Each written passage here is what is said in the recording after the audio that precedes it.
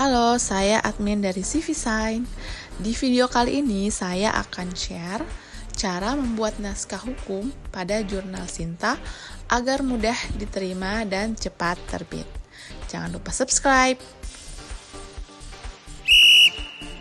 Oke, paling pertama, silahkan teman-teman kunjungi website kami di jurnal.penerbitsign.com atau teman-teman bisa klik link yang ada di description box. Untuk mempermudah teman-teman penulis memahami segala informasi atau petunjuk yang ada di web, silahkan teman-teman pilih bahasa Indonesia. Penulis harus memperhatikan segala informasi dan petunjuk yang ada di sidebar ini, atau silahkan teman-teman klik tentang jurnal. Prosedur publikasi merupakan informasi mendasar yang wajib diketahui oleh penulis. Jadi, pastikan teman-teman baca. Untuk mengetahui biaya yang teman-teman keluarkan, silahkan cek di menu biaya publikasi. Ada di menu sidebar ini. Selanjutnya, silahkan teman-teman mengunduh template yang telah disediakan. Di sini ada template bahasa Indonesia, bahasa Inggris, dan template surat pernyataan orisinalitas, hak cipta, dan akses terbuka. Penulis harus membuat dan menyerahkan surat pernyataan orisinalitas, hak cipta, dan akses terbuka ini ya. Penulis harus menyesuaikan naskahnya dengan template yang ada.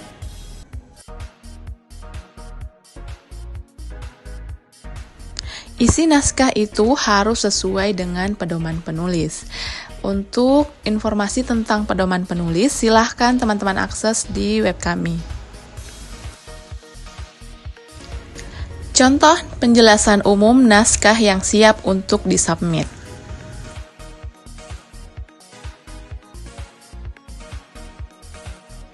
Yang pertama, judul naskah maksimal 15 kata. Nah, untuk contoh di sini hanya terdiri 12 kata. Infonya ada di bagian bawah samping halaman. Yang kedua, untuk nama dan afiliasi penulis serta email korespondensi itu harus ada. Jadi pastikan teman-teman lengkapi. Yang ketiga, untuk abstrak itu hanya terdiri dari 100 sampai 250 kata.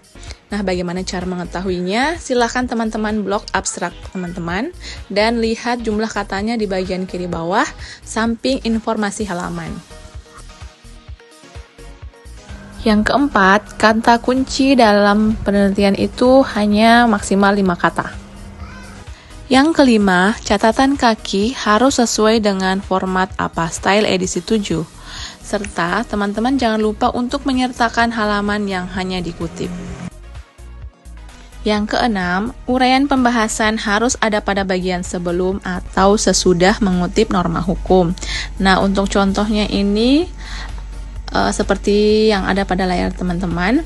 Ini ada pembahasannya dahulu, terus di bawahnya itu ada norma hukumnya itu sendiri. Contoh yang kedua itu uraian pembahasan setelah mengutip norma hukum.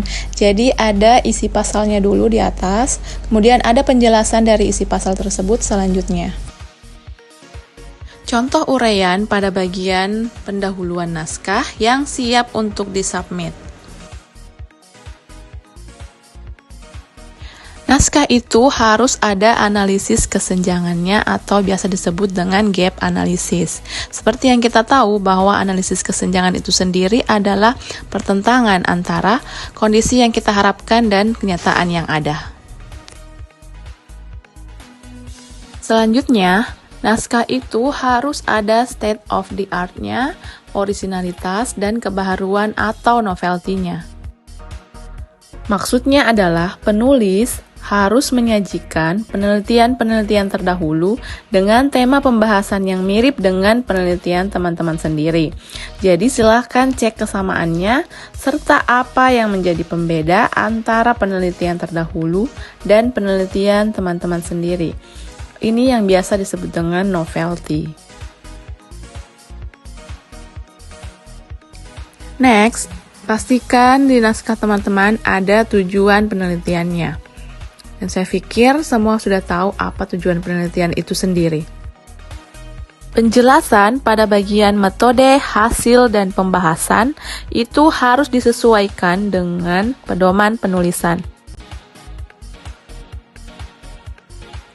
Nah, ini adalah contoh uraian pada bagian kesimpulan dan saran naskah yang siap untuk disubmit.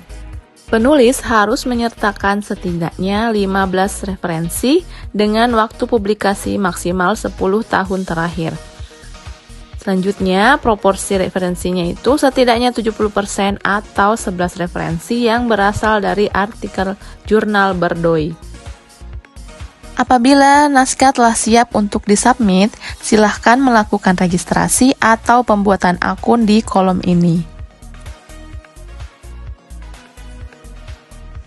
Silahkan menghubungi kami di kontak person ini untuk mengajukan pertanyaan lebih lanjut.